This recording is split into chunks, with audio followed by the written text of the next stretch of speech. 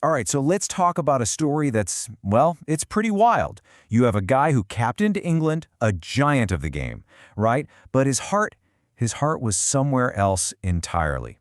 This is the absolutely incredible story of Tony Greig and how he became a true hero in, of all places, Sri Lanka. I mean, think about that for a second. It just doesn't seem possible, does it?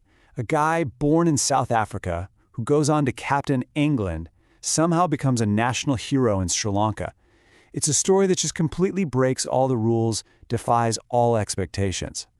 So the big question is, how on earth did that happen? And this right here, this is the central puzzle of Tony Greig. You look at the stats, the official record, and it's simple. Born in South Africa, played for England.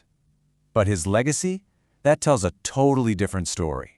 It's a story about pure passion and about a voice that became the voice of the Lions of Sri Lanka.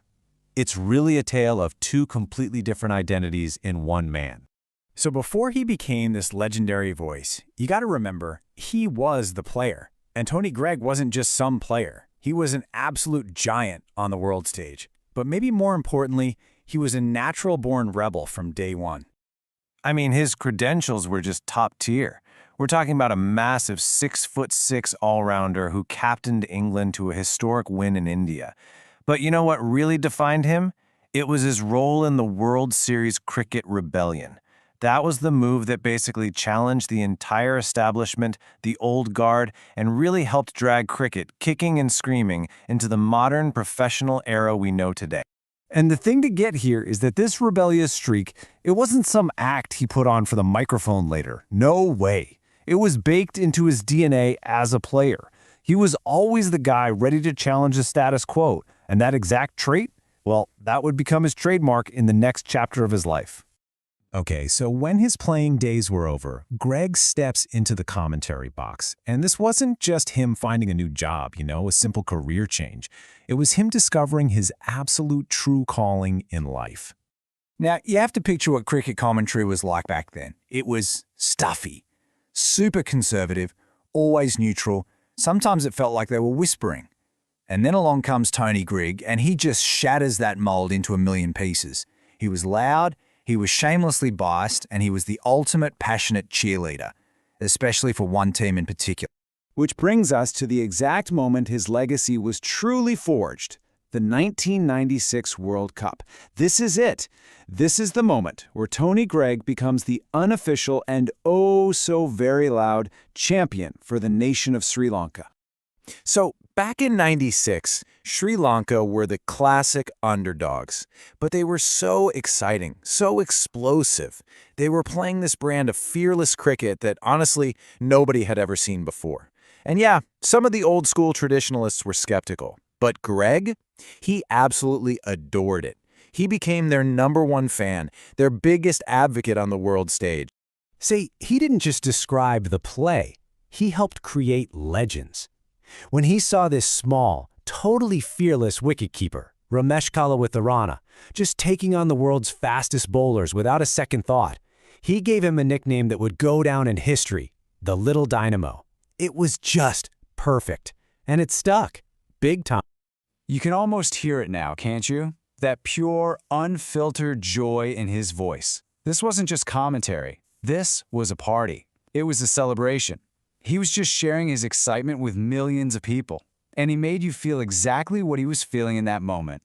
And that is why he was so important. He wasn't just calling the shots as they happened. He was basically a global marketing machine for Sri Lankan cricket. He was screaming from the rooftops to the rest of the world that this little island nation was playing the most exciting cricket on the entire planet. And you know what? The world started to listen. But here's the thing. Greig's connection to Sri Lanka went so much deeper than just what he said during a game. He became a genuine friend to the nation, especially when they were going through some of their toughest times. Yeah, his commitment went way beyond the commentary box. I mean, at a time when other countries were scared to tour Sri Lanka because of the Civil War, Tony Greig was this powerful voice, arguing that cricket had to go on. He was out there actively promoting tourism, and he truly, genuinely loved the country. He even called it his second home.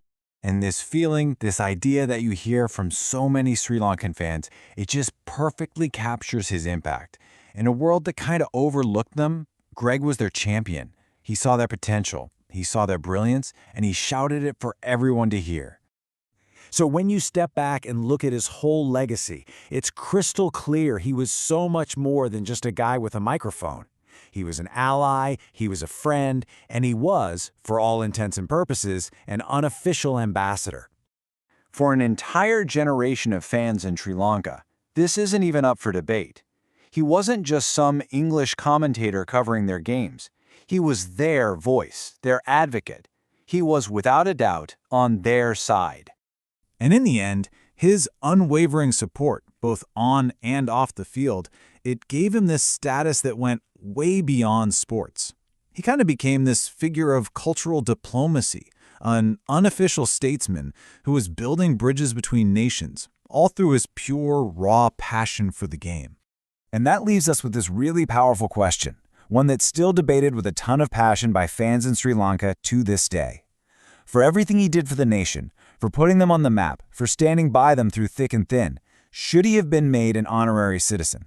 It's a fitting question, I think, for a man whose heart really did belong to the Emerald Isle.